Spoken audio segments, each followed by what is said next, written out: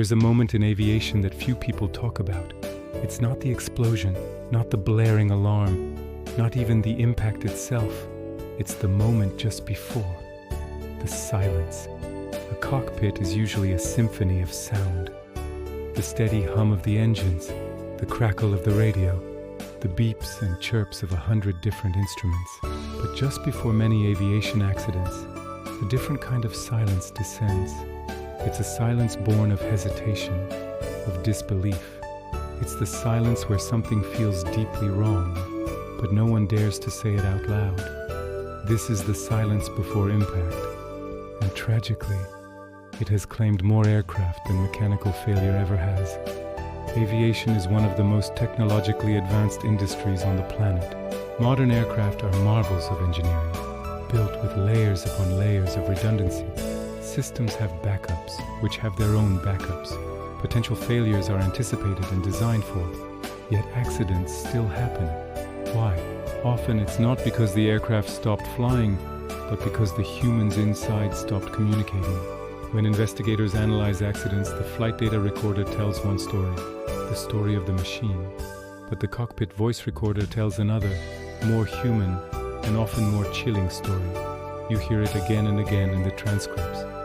A subtle warning light, an unusual reading on a gauge, a moment of shared confusion, and then silence. No clear call-out, no decisive action, just precious seconds slipping by into the void. In aviation, time doesn't disappear quietly. It disappears violently. Pilots are rigorously trained to handle emergencies. They spend countless hours in simulators, rehearsing catastrophic failures, memorizing complex procedures until they become muscle memory. But the most dangerous situations aren't always the most dramatic ones. They're the ambiguous ones, the ones that whisper instead of shout. Is this a real problem, or just a temporary glitch? Should I speak up now or wait for more information? Should I challenge the captain's decision, or trust their experience? That internal debate, that moment of hesitation, is where the deadly silence is born. Psychologists have a term for this, the normalization of deviance. When something doesn't look right, but nothing bad happens immediately, our brains start to adjust. We recalibrate our sense of normal. This isn't standard procedure, we might think, but it's probably fine. We tell ourselves it's okay, right up until the moment it isn't. Another powerful and invisible force at play in the cockpit is the authority gradient. This is the perceived difference in status between crew members, like a captain and a first officer. When one person holds more authority, others might hesitate to challenge them, even when they know deep down that something is wrong. It's not because they don't care, and it's certainly not because they aren't competent. It's because in that high-pressure moment, speaking up feels risky. Challenging authority feels uncomfortable. Silence feels safer. Looking back at the history of aviation safety, so many accidents weren't caused by a lack of knowledge. They were caused by a lack of assertive communication. A first officer who noticed something was off, but didn't insist. An engineer who saw a warning sign, but didn't escalate it forcefully enough. A crew that collectively sensed danger, but failed to verbalize it clearly and directly. The silence filled the cockpit, and then came the impact.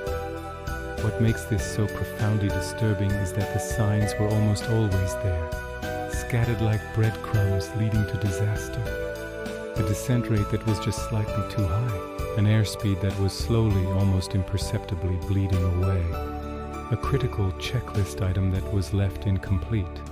None of these were catastrophic on their own, but when linked together by a chain of silence, they became deadly. Aviation accidents are rarely the result of one single massive mistake. They are a sequence of small, seemingly minor errors, connected by unspoken concerns.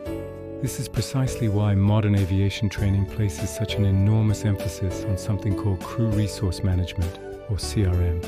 The entire philosophy of CRM exists to fight silence. It's a system designed to break down those dangerous authority gradients and empower every member of the crew. CRM teaches pilots that hierarchy must never ever override safety. It drills into them that communication must be clear, direct, and timely. It instills the core principle that saying something early, even if you might be wrong, is always safer than saying nothing at all. Because once that silence takes hold, the window of opportunity to act slams shut with terrifying speed. But this isn't just a lesson for the skies. The silence before impact exists everywhere. It exists in hospital operating rooms, where a nurse might see a surgeon make a mistake but hesitates to speak up. It exists in corporate boardrooms, where a junior executive has concerns about a risky strategy but stays quiet.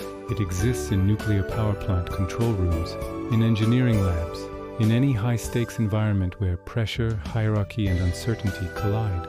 People sense the danger. They can feel the rising tension, but they hesitate. And that hesitation creates a vacuum that only silence can fill. In aviation, the cost of this silence is stark and visible. Twisted metal, lost lives, consequences that are immediate and irreversible. That's why pilots are trained so relentlessly to speak up, to challenge, to communicate, even when it's uncomfortable. They learn the hard way that silence does not mean calm. In a cockpit, silence often means fear. Perhaps the most powerful lesson that aviation can teach the rest of us is this: disasters rarely begin with a bang. They rarely start with chaos and shouting. They begin with quiet. They begin with that one quiet moment where someone knew something wasn't right and didn't say it. If aviation has taught us anything, it's that awareness is useless without action. And that action must be communicated, not later, not politely, not cautiously, but clearly and immediately. Because in the air, just as in life, sometimes the most dangerous sound in the world is silence.